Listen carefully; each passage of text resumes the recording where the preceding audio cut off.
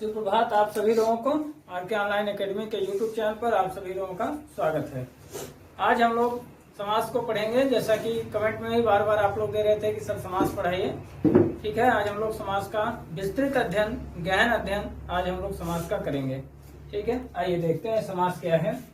और अभी यूपीटीटी 2022 का परीक्षा हुआ है और इस परीक्षा में भी समास के बारे में पूछा गया था कि समास का विलोम क्या होता है। इसको भी हम लोग भलीभांति तरीके से आज इसको जानेंगे। तो आइए देखते हैं समास क्या होता है। सबसे बड़ी चीज तो ये जान लीजिए कि समास क्या होता है। संधि और समास में थोड़ा सा अंतर होता है। संधि का मतलब होता है कि अक्षरों का मेल, जहां पर हम अक्षरों का मेल करवाते हैं तो अक्षरों के मेल से जो नया शब्द बनता है और वही क्या कहलाता है, संधि कहलाती है। ठीक है, और अगर हम लोग समास का अध्ययन करेंगे तो समास किसे कहेंगे, तो सबसे पहली चीज जान लीजिए कि किन्हीं भी दो सार्थक शब्दों का योग ही क्या कहलाता है, समास कहलाता है। ठीक है, और समास है क्या, तो समास शब्द दो शब्दों से मिलकर बना हुआ है, सम धन आस, सम धन आस। और सम का अर्थ क्या होता है, तो सम का अर्थ होता है संक्षिप्त। ठीक है, सम का अर्थ क्या होता है, संक्षिप्त। और आस का अर्थ क्या होता है, कथन।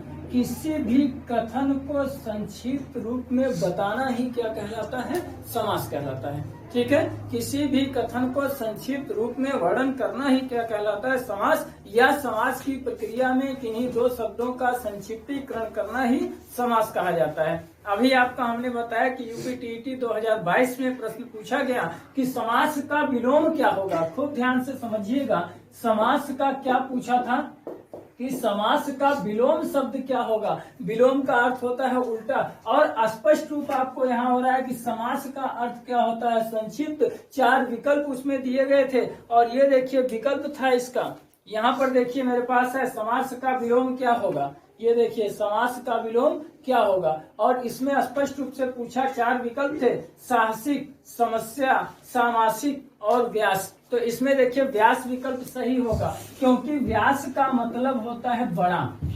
व्यास का क्या मतलब होता है, बड़ा। और यहीं पर समास का अर्थ होता है संक्षिप्त और व्यास का अर्थ क्या हो गया, बड़ा। तो इस तरह के क्वेश्चन पर भी आप लोग ध्यान देंगे कि अगर इस तरह का क्वेश्चन पूछे तो उसको भी हम लोग करने का भलीभांति तरीके से अभ्यास करेंगे। ठीक है, आइए हम लोग समास के भेद की बात करते हैं। तो कुल मिलाकर के आपने स्पष्ट कर लिया कि समास के कुल कितने भेद होते हैं, समास किसे कहते हैं। तो समास का स्पष्ट हो गया आपका कि किन्हीं भी दो शब्दों या शब्दों का संक्षिप्तीकरण करना ही क्या कहलाता है, समास कहलाता है। और ये ध्यान रखिएगा, इस समास में जो मेल होगा वह हमेशा सार्थक शब्दों का ही मेल होता है। ठीक है, आइए हम लोग आगे बढ़ते हैं, इसके भेद की बात करते हैं। वैसे तो समास की हम लोग भेद की बात करें तो 4 प्रकार के होते हैं, और 4 प्रकार में भी 2 प्रकार और बढ़ता है, कुल मिलाकर के 6 प्रकार होते हैं। इसको हम अंत में जाकर के आपको बताएंगे कि 4 प्रकार कैसे होता है। फिलहाल हम लोग जो अध्ययन करेंगे वह समास के भेद 6 प्रकार का पढ़ेंगे। तो समास के भेद, समास के भेद या प्रकार, तो समास के 6 भेद होते हैं। नंबर 1 अव्ययीभाव समास, अव्ययीभाव समास। नंबर 1 क्या होता है, अव्ययीभाव समास। अव्ययीभाव समास। दूसरा जो होता है वह है तत्पुरुष समास, तत्पुरुष समास। और जो तीसरा है वह आपका होगा कर्मधारय समास, कर्मधारय समास। चौथा जो होता है वह है द्विगु समास, द्विगु समास। 5वां जो होता है वह है आपका द्वंद्व समास। और जो 6वां भेद इसका है वह होता है बहुव्रीहि समास, बहुव्रीहि समास। एक बार हम इसको संक्षिप्त तरीके से आपको बताने का प्रयास करते हैं, फिर उसके बाद इसके विस्तृत अध्ययन पर चलते हैं। तो देखिए सबसे पहले समास में अव्ययीभाव समास। अव्ययीभाव समास किसे कहते हैं, जिसका प्रथम पद अव्यय हो, अर्थात जिसका विखंडन न किया जा सकता हो। जैसे भर, यथा, धीरे धीरे, जल्दी जल्दी, खट खट, पट पट, अगर ये सब आ जाए तो क्या होता है, अव्ययीभाव समास होता है। कुल मिलाकर के कह लीजिए कि अव्ययी भाव समास वह समास होता है जिसका प्रथम पद क्या होता है, कोई अव्यय होता है जिसका विखंडन नहीं किया जा सकता है। अव्यय का तात्पर्य होता है कि यदि हम उसका विखंडन कर दें तो वह निरर्थक हो जाता है, उसका कोई भी अर्थ नहीं निकलता है। दूसरा है देखिए तत्पुरुष समास। तत्पुरुष समास किसे कहते हैं, जिसमें कारक विभक्तियों का लोप होता है। आप लोगों ने कारक को पढ़ा है, कर्ता ने कर्म को करण से संप्रदान को के लिए अपादान से अधिकरण में पर संबोधन संबंध का के कीरा रेरी अधिकरण में पर और अंत में होता है आपका संबोधन। तो इसको भी हम लोग पढ़ेंगे। 6 प्रकार के जो समास होते हैं, कारक जो 8 प्रकार के होते हैं, तो कारक में जो है पहले और अंतिम को छोड़ दिया जाता है और वहीं द्वितीय विभक्ति से इसकी प्रारंभ होती है। इसको भी हम लोग पढ़ेंगे। जैसे मेरा ही नाम ले लीजिए, राजकुमार, राजा का कुमार, तो इसमें का विभक्ति का क्या होता है, लोप हो गया। तो का विभक्ति का लोप होने पर कौन सा समास होगा, तत्पुरुष समास होगा। ठीक है। तीसरा है देखिए कर्मधारय समास। कर्मधारय समास किसे कहते हैं, जब शब्दों में आपस में शब्दों का यदि हम विखंडन कर दें तो दोनों शब्दों में उपमेय और उपमान का संबंध होना चाहिए। उपमेय किसे कहते हैं, उपमान किसे कहते हैं। अलंकार में आप लोगों ने भली बात प्रकार से पढ़ा है कि उपमेय वह होता है जिसकी उपमा दी जाती है और उपमान वह होता है जिससे उपमा उसकी दी जाती है। जैसे नीलकंठ, नीला है जो कंठ, अर्थात कौन, शिव जी हैं। अगर हम लोग कहते हैं अर्थात शिव जी तो बहुव्रीहि हो जाएगा, लेकिन यहाँ पर नीला कंठ। अब कंठ की विशेषता बता दिया क्या कि वह किस कलर का है, नीले रंग का है। तो नीला रंग होने के बाद यहाँ पर क्या हो जाएगा, कर्मधारय समास होगा। ठीक है। द्विगु समास। द्विगु समास सबसे सरल समास होता है जिसको हम अब बहुत बेहतरीन तरीके से बताएंगे। आप लोग द्विगु समास को हमारा जरूर पढ़िएगा, क्योंकि द्विगु समास में जैसे एक में कौन समास है, गिनती में कौन सा समास होता है, ये सारी चीजें हम इसमें बताएंगे। फिलहाल आप ये जाने कि द्विगु समास किसे कहते हैं। तो द्विगु समास जिसका प्रथम पद संख्यावाची होता है, अक्षरवाची होता है, जैसे नवरात्र, चौराहा, तिराहा, है ना, चौमासा, तो ये सारे जो होते हैं वो क्या कहलाएगा, द्विगु समास कहलाता है।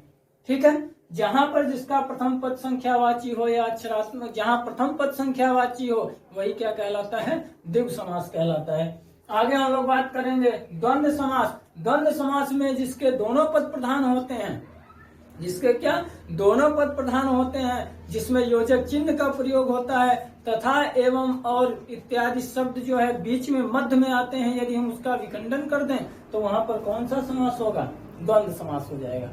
ठीक है। आगे है देखिए बहुव्रीहि समास। बहुव्रीहि समास का तात्पर्य अनेक मन पदार्थ है जिसका अर्थ कहीं और से हो। बहुव्रीहि समास क्या होता है, यदि हम उसका विखंडन कर दें तो उसका अर्थ कहीं और तीसरे स्थान से निकल जाता है, तो वही क्या कहलाता है, बहुव्रीहि समास कहलाता है। ठीक है। जैसे हम लोग कहें पीताम्बर, पीला है जिसका अंबर, अर्थात विष्णु या श्री कृष्ण, तो यहाँ पर अर्थ किसकी ओर संकेत किया, तीसरे की तरफ संकेत कर दिया।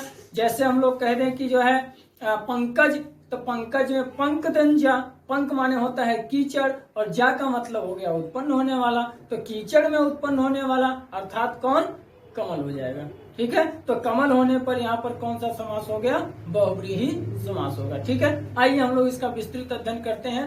और जो लोग यूपी बीएड एंट्रेंस का एग्जाम देंगे वो लोग भी इसको अच्छी तरह से पढ़ें। जो सामान्य कक्षाओं में पढ़ रहे हैं 9, 10, 11, 12, वो लोग भी इसको अच्छी तरह से पढ़ें।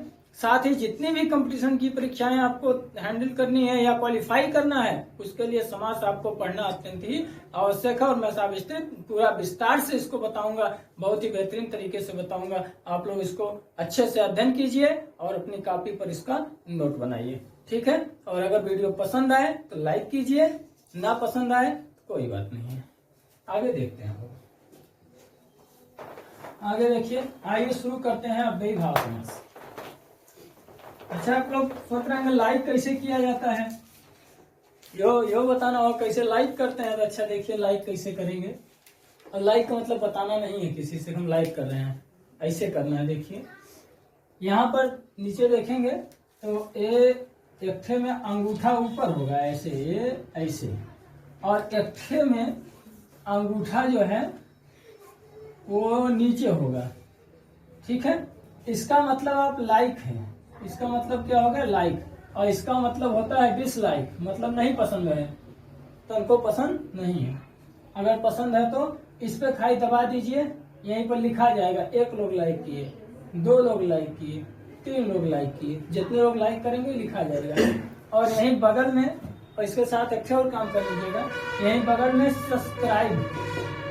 सब्सक्राइब लिखा होगा। और सब्सक्राइब जब दबाएंगे इसको लाल रंग से होगा तभी सब्सक्राइब करिएगा। अगर सब्सक्राइब पहले से होगा फिर दबा देंगे तो अनसब्सक्राइब हो जाएगा। इसलिए इसको सब्सक्राइब करने के लिए एक ही बार दबाना है। इसको जब दबाएंगे अगर ये लाल होगा तभी दबाइएगा, और लाल होगा दबा दिए सब्सक्राइब हो जाएगा। यहीं बगल में क्या होगी, एक घंटी होगी, ऐसे देखिए घंटी होगी। जब घंटी दबा देंगे तो घंटी दबाने के बाद ऐसे 3 विकल्प आएगा खुल करके।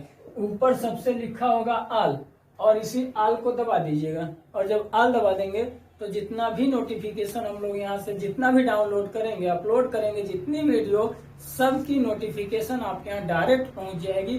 कहीं आपको सर्च करने की जरूरत नहीं है। ठीक है। और दूसरी भी बात, एक समस्या और हो रही है, हमसे बताया कुछ लोगों ने, कमेंट भी किया है आप लोगों ने कि हम लोग पूरी वीडियो नहीं ढूंढ पाते हैं। तो मेरे भाई, जब मेरा चैनल आप लोग खोलेंगे RK ऑनलाइन एकेडमी, ठीक है, क्या डालेंगे, RK ऑनलाइन ACADEMY एकेडमी। जब इसको खोलेंगे तो एक ऐसे बैनर पूरा आएगा, इस पे लिखा है एकेडमी, ऐसे करके। यहीं बगल में हमारा फोटो लगा हुआ है, ठीक है, यहीं बगल में हमारा क्या लगा है, खूब सुंदर सा फोटो लगा हुआ है। ठीक है। आप लोग अब क्या करेंगे, यही फोटो दबा दीजिएगा। हमारा क्या करना है, फोटो यही दबा दीजिए। जब हमारा फोटो दबा देंगे तो जब ऐसे खुल करके पूरा आ जाएगा, और पूरा आएगा तो यहाँ एक ऊपर देखेंगे होम लिखा होगा, और यही होम के बगल में लिखा होगा वीडियोज। ठीक है। यही वीडियोज आप दबा दीजिए। जब आप वीडियोज दबा देंगे तो पूरा जितना वीडियो होगा सब वीडियो इकट्ठा खुल करके आ जाएगा। ऐसे यही सामने लिखा होगा कौन कौन सा वीडियो है। और जब यहाँ से आप जितना भी वीडियो, जो भी वीडियो आप देखना चाहते हैं, चाहे कंपटीशन का देखना चाहते हो, कंपटीशन का भी इसमें है। आप लोग अगर जो एकेडमिक क्लास में है, 9th में है, 10th में है, 11th में है, 12th में है, अगर उसको देखना चाहते हैं तो उसके भी वीडियोज अपलोड हैं। आप अपनी सुविधा अनुसार उसका लाभ पूरी तरह से ले सकेंगे। ठीक है ना। आइए आगे बढ़ते हैं। आशा करते हैं कि ये चीज समझ में आया होगा, कैसे लाइक और डिसलाइक करना है। डिसलाइक मत कीजिएगा, अगर पसंद आए तो लाइक कीजिएगा। ठीक है। आगे देखते हैं, कर भी दीजिएगा, नहीं अगर क्लिक लगेगा तो कर दीजिएगा। चलिए आगे बढ़ते हैं। वैसे आशा नहीं है डिसलाइक होंगे। चलिए देखते हैं। चलिए देखिए, आइए शुरू करते हैं हम लोग अव्ययीभाव समास। अव्ययीभाव समास, ठीक है, अव्ययीभाव समास। अव्ययीभाव समास को देखते हैं हम लोग। तो अव्ययीभाव समास में देखेंगे हम लोग कि जिसका, पहली चीज नोट कर लीजिए, जिसका प्रथम पद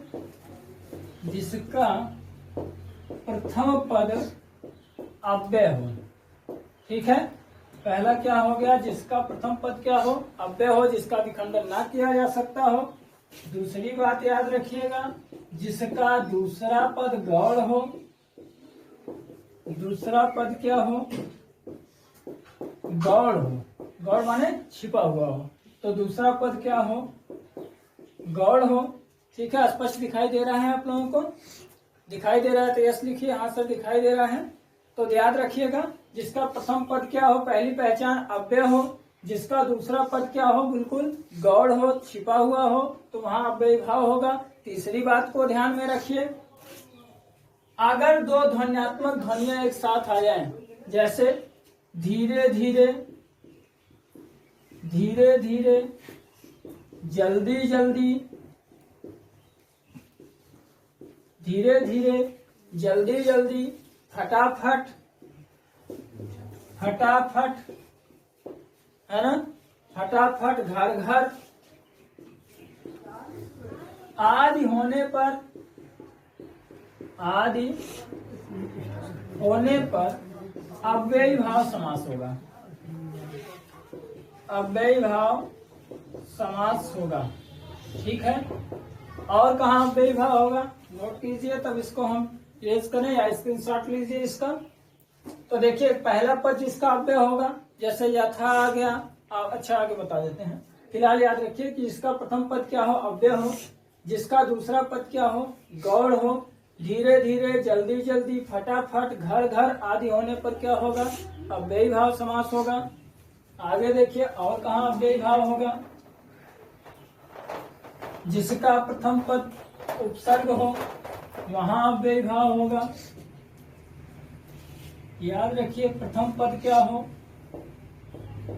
प्रथम पद उपसर्ग हो, ठीक है। उपसर्ग हो तो वहां अव्ययी भाव होगा, वहां क्या होगा, अव्ययी भाव समास होगा। नोट आप लोग साथ साथ बनाते रहें, वहां अव्ययी भाव समास होगा, ठीक है। और ये क्या क्या होंगे उपसर्ग, जैसे हम लोग ले लें, जैसे यथा, भर, आ। ध्यान रखिएगा अगर अ आएगा, आ गया तो आ आने का मतलब हो गया कि वहां पर फिर नए तत्पुरुष हो जाएगा। आ गया तो अव्ययी भाव हो जाएगा, ठीक है। और आगे देखिए कहां पर होगा, आ आने पर भी हो जाएगा प्रति, यथा, ठीक है। अच्छा यथा हो चुका है, प्रति, यथा, यावत, प्रति, यथा, यावत, हर, अनु इत्यादि। अगर या किसी शब्द के पहले यदि हम किसी शब्द का विखंडन करें तो या समासिक पद उसका निकालें। समासिक पद भी याद रखिएगा, समासिक पद वह होता है समास को विग्रह करने के बाद, उसको तोड़ने के बाद जो पद निकलते हैं वही पद समासिक पद कहलाते हैं। तो जब वो समासिक पद निकालेंगे तो उसका जो पूर्व पद होगा वह पूर्व पद क्या होगा, या तो यथा होगा, भर होगा, आ होगा, प्रति होगा, यावत होगा, हर होगा, अन होगा। यह आने पर क्या हो जाएगा, अव्ययी भाव समास होगा, ठीक है। और ध्यान रखिएगा इसका प्रथम पद प्रधान होगा। यह प्रश्न पूछा गया है, इसको स्टार्ट कर लीजिए कि जिसका प्रथम पद प्रधान होता है वह कौन सा समास होता है। तो ध्यान में रखिएगा कौन समास होगा, अव्ययी भाव समास होगा, ठीक है। जिसका पूर्व पद प्रधान हो, जिसका पूर्व पद प्रधान हो वहां अव्ययी भाव होगा, ठीक है। जिसका पूर्व पद प्रधान होगा, प्रधान का मतलब होता है सक्रिय होगा, बड़ा होगा, है ना, अर्थ देने वाला होगा, उसके द्वारा अर्थ में परिवर्तन आ जाएगा, तो वही क्या कहलाता है, प्रधान कहलाता है, ठीक है। अर्थात पूर्व पद अगर उसमें हम जोड़ दें तो उसके अर्थ में क्या होता है, परिवर्तन कर देता है, और इसीलिए इसको क्या कहा जाता है, प्रधान पद कहा जाता है। तो जिसका पूर्व पद प्रधान होगा वही क्या कहलाएगा, अव्ययी भाव समास कहलाएगा। और देखिए कहां पर होगा समास अव्ययी भाव,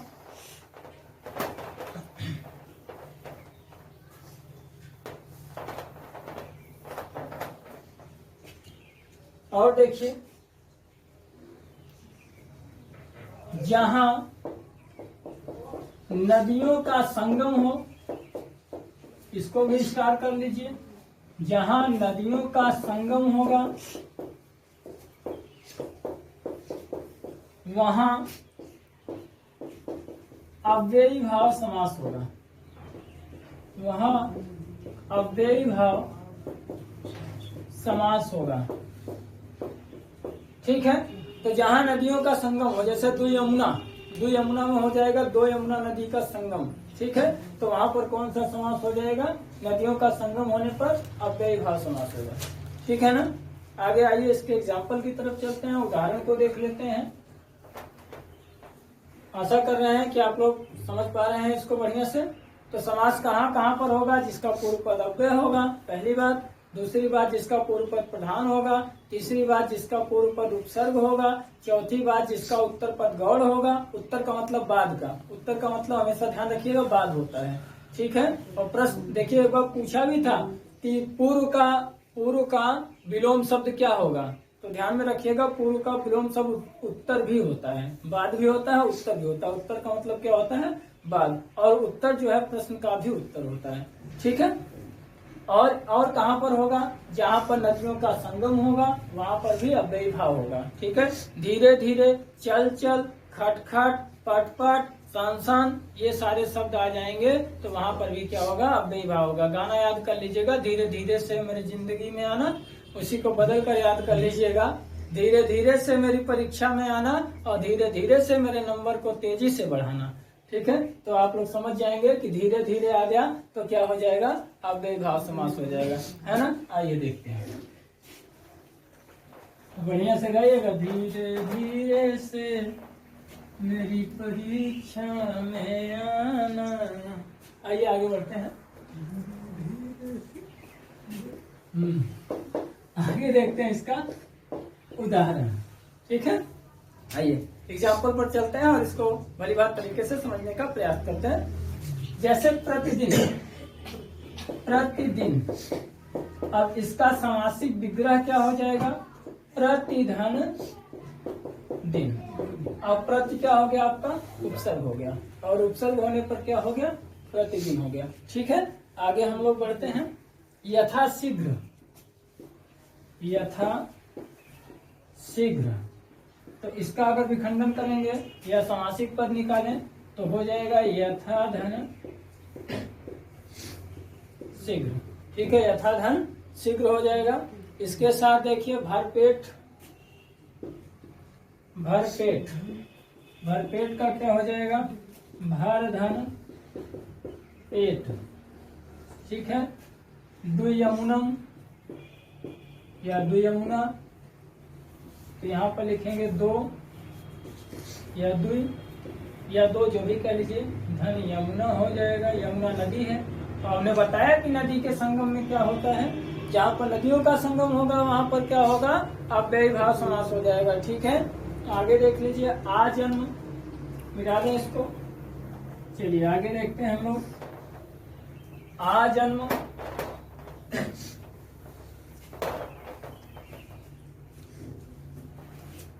आजन्म, तो देखिए खूब ध्यान से, मैं फिर बता रहा हूँ आपको। अगर अजन्म आ जाए तो अजन्म का मतलब ना जन्म, आजन्म मतलब जो जन्म ले चुका है।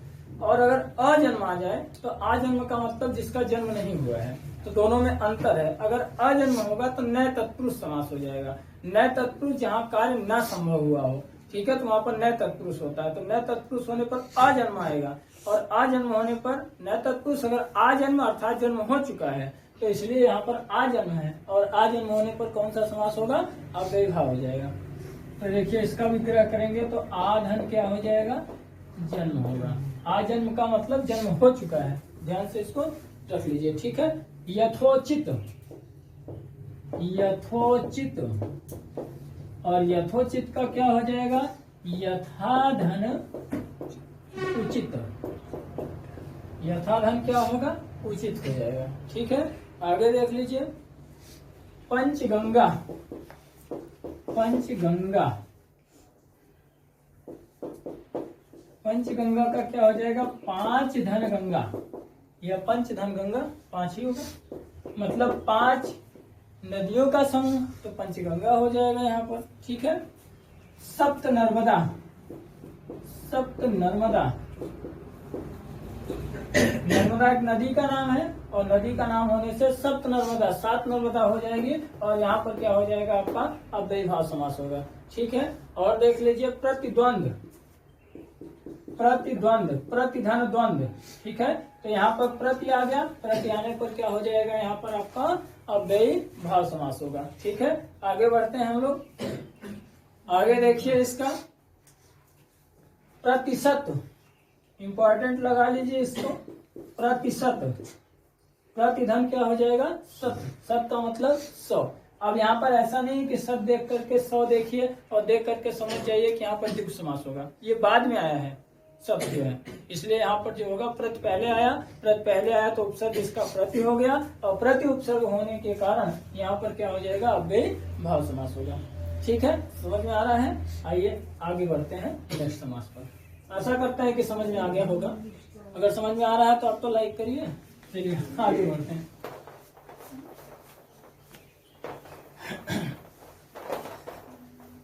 देखिए, और चैनल को खूब शेयर कीजिए, खूब शेयर कीजिए। जो ये परिवेश चल रहा है इस समय, जो हम कोरोना काल के ही नाम से इसको जान रहे हैं, और जो ये परिवेश चल रहा है इसको कम से कम घर बैठे लोगों को आसानी से सारी सुविधा प्राप्त हो, इसलिए ये वीडियो हमने उठाई है और आप लोगों के सहयोग से यह सबके यहाँ तक पहुंच जाएगा। ठीक है, आते हैं आगे बढ़ते हैं। नेक्स्ट है, देखिए कर्मधारय सॉरी तत्पुरुष को पढ़ते हैं। आइए देखते हैं तत्पुरुष समास। तत्पुरुष समास, ठीक है। तो इसकी पहचान पहले लिख लीजिए कि कहाँ कहाँ पर तत्पुरुष होगा। सबसे पहले जान लीजिए कि इसमें कारक विभक्तियों का लोप होता है। इसमें कारक विभक्तियों का लोप होता है।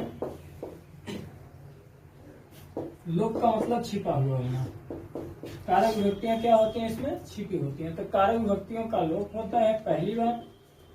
दूसरी बात ध्यान रखिएगा, इसकी दूसरी बात को ध्यान में रखिएगा, इसका उत्तर पद, हमने अभी आपको बताया उत्तर का मतलब बाद होता है, उत्तर पद प्रधान होता है। यह बहुत ही महत्वपूर्ण है। अब एग्जाम्पल परीक्षाओं में ज्यादातर देखा जा रहा है कि आगे जो परीक्षाएं होंगी, चाहे वो बीएड एंट्रेंस की हो, उत्तर प्रदेश पुलिस की हो, एएसआई की हो, या आने वाले समय पीसीएस प्रीलियम की हो, या नवोदय की परीक्षाएं हो, है ना, जो बच्चे फॉर्म को अप्लाई किए हैं नवोदय का, वे परीक्षाएं हो। ऐसे में कोई भी परीक्षा जो भी कंपटीशन की होगी, ज्यादातर चांसेस जो बन रहे हैं क्वेश्चन बनने के, वे क्वेश्चन यही बनेंगे कि किसका कौन सा पद प्रधान होता है, किसका उत्तर पद प्रधान होता है, किसका पूर्व पद प्रधान होता है, क्योंकि लगभग उदाहरण लोगों को याद हो चुके हैं, इसलिए उदाहरण से प्रश्न कम बनने की संभावना रहती है। तो आइए देखते हैं आगे।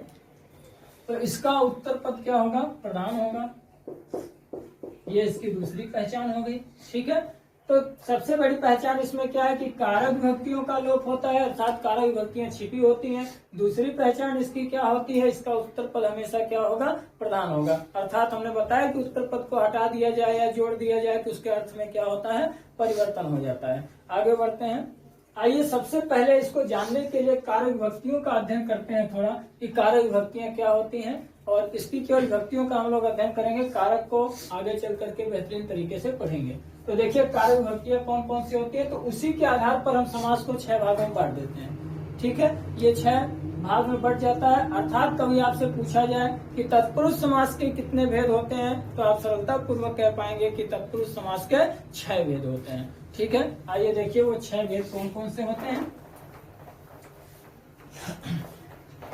अगर थोड़ा सा लाइटिंग ज्यादा आ रही हो, चमक रहा हो, तो आप लोग, हम बोल रहे हैं, आप लोग साथ में ही उसको नोट अपनी कॉपी पर कर लिया कीजिए। थोड़ी सी प्रॉब्लम हो सकती है लेकिन बहुत ज्यादा नहीं है, अगर उसको मैनेज कर लिया जाए तो। देखिए, अब एक तरफ लिखिए कारक और दूसरी तरफ लिखिए विभक्तियां। कारक और उसकी विभक्तियां। कारक हो गया कर्ता ने कर्म को, कर्ता ने कर्म को करण से या के द्वारा। ठीक है, कर्ता ने कर्म को करण से, संप्रदान को के लिए, संप्रदान को के लिए। ठीक है, आपादान से, आपादान से, संबंध का के की, रा रे री, ऐसे लिख रहा है क्या? अधिकरण में पर पूरा दिख रहा, अधिकरण में पर संबोधन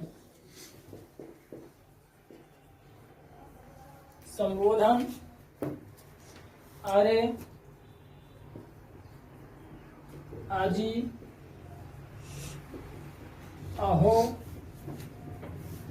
वाह वाह इत्यादि। ठीक है, इसका आप स्क्रीनशॉट ले लीजिए।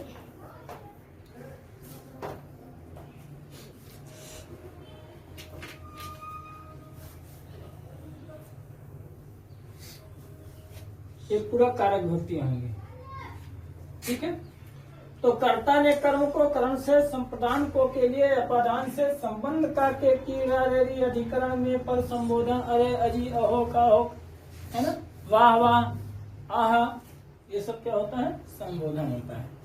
ठीक है ना, नहीं कहता है अजी सुनती हो, क्या हो गया, संबोधन हो गया, अजी सुनती हो। ठीक है, अजी का जब कह देते हैं अजा सुनते हो तो समझ लीजिए आइए।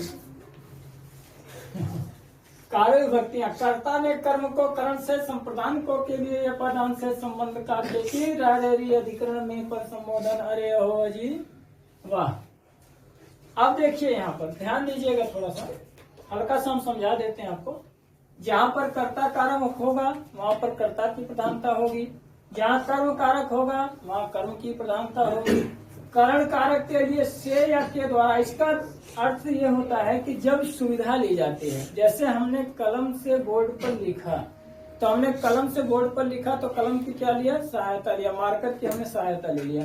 तो मार्कर से लिखा या पेन से लिखा, ठीक है। हम बस से, ठीक है, बस से या बस के द्वारा दिल्ली गए, तो यहाँ पर देखिए हम किसकी सहायता से गए, तो किसी की सहायता होने पर क्या हो जाएगा, करण कारक होगा।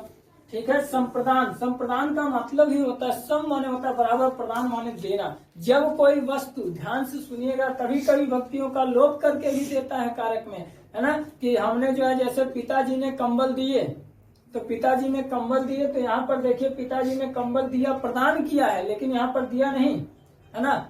हमको मिठाइयाँ, स्कूल में हमें मिठाइयाँ मिली, तो किसी के द्वारा प्रदान किया गया, तो प्रदान किया गया, तो यहाँ पर क्या हो जाएगा, संप्रदान कारक होगा।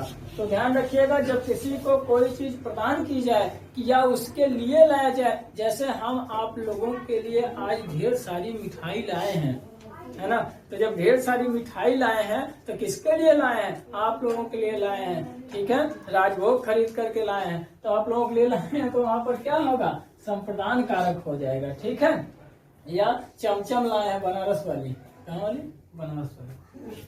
तो देखिए अपादान, तो अपादान कारक में क्या होगा, अलगाव होगा। ध्यान रखिएगा, यहाँ पर क्या होगी, सहायता ली जाएगी। थोड़ा सा ध्यान रखिएगा, दोनों में कंफ्यूजन होती है, से यहाँ भी है, से यहाँ भी है।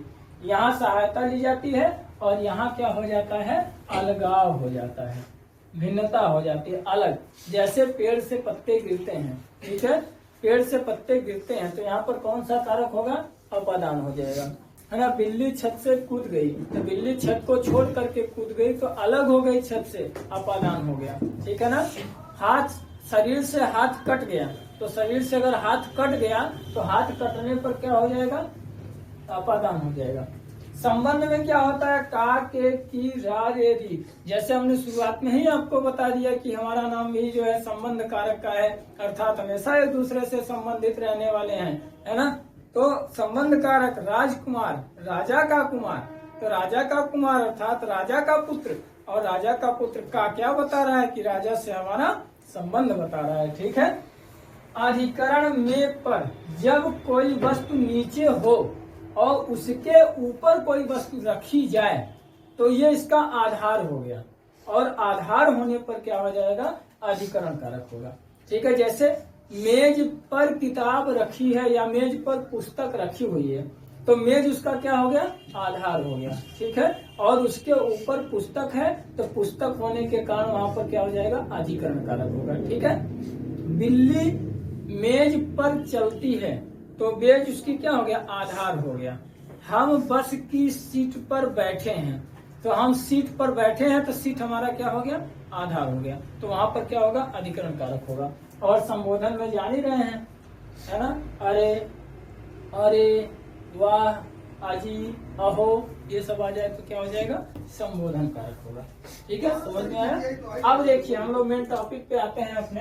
अब ध्यान रखिएगा, कर्ता को छोड़ दीजिए और संबोधन को छोड़ दीजिए और यहीं से तत्पुरुष हो जाएगा। तो अब देखिए यहाँ पर हो गया कर्म तत्पुरुष, यहाँ हो जाएगा करण तत्पुरुष, फिर यहाँ होगा संप्रदान तत्पुरुष, यहाँ होगा अपादान तत्पुरुष, संबंध तत्पुरुष, और क्या होगा, अधिकरण तत्पुरुष। और अगर हम लोग विभक्ति की बात करें तो प्रथमा, द्वितीया, तृतीया, चतुर्थी, पंचमी, षष्ठी, सप्तमी, अष्टमी, 8 होती हैं। अब यही द्वितीया इसकी प्रथमा बन जाती है। तो द्वितीया, तृतीया, चतुर्थी, पंचमी, षष्ठी, सप्तमी, ये 7 हो गए ना।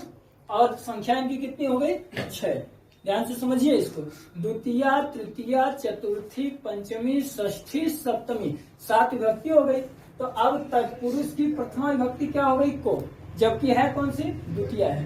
तो प्रथमा तत्पुरुष प्रथम अर्थात कर्म तत्पुरुष पहला भाग इसका, कर्म तत्पुरुष की विभक्ति हो गई को, करण तत्पुरुष की विभक्ति हो गई से या के द्वारा, संप्रदान तत्पुरुष की विभक्ति हो गई को या के लिए, अपादान की विभक्ति हो गई से या अलगाव के लिए, संबंध की विभक्ति हो गई का के की रारेरी में, अधिकरण की विभक्ति हो गई में और पर, और संबोधन की विभक्ति आपकी अजी, अहो, अरी इत्यादि हो जाएगी। ठीक है, आगे आइए नेक्स्ट क्वेश्चन, नेक्स्ट चलते हैं इसके एग्जाम्पल पर, उदाहरण पर।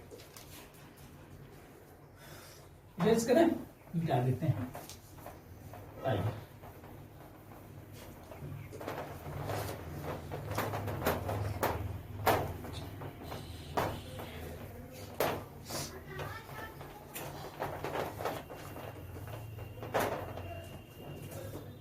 इसका देखते हैं उदाहरण।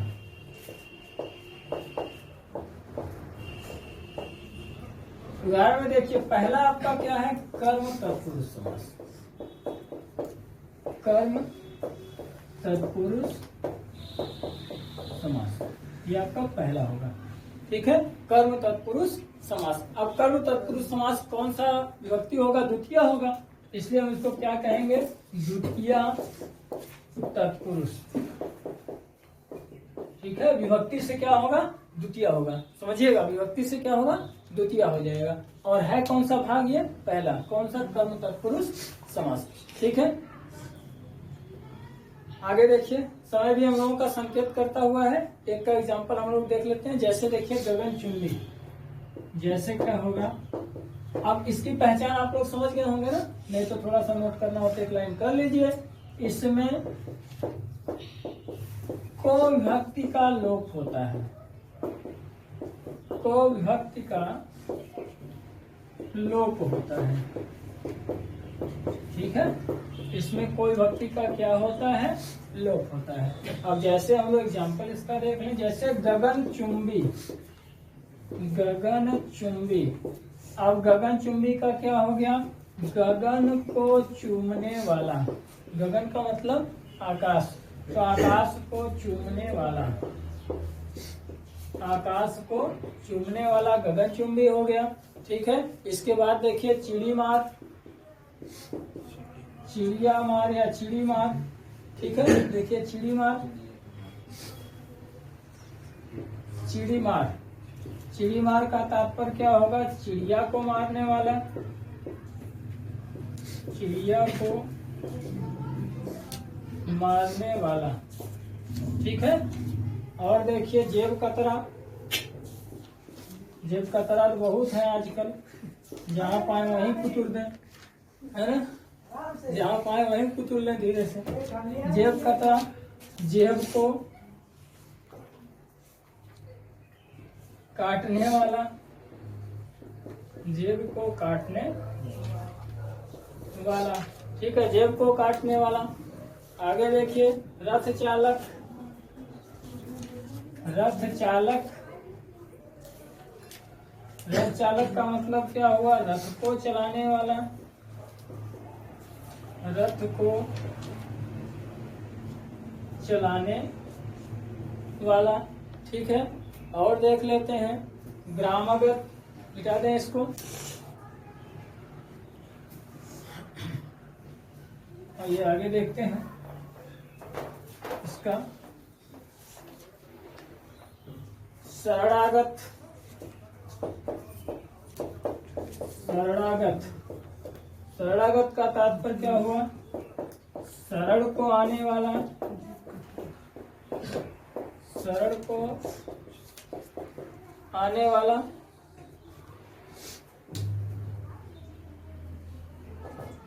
शरण में आने वाला होगा। थोड़ा सा इसमें इसको रहने दीजिए, अगला लिख लीजिए।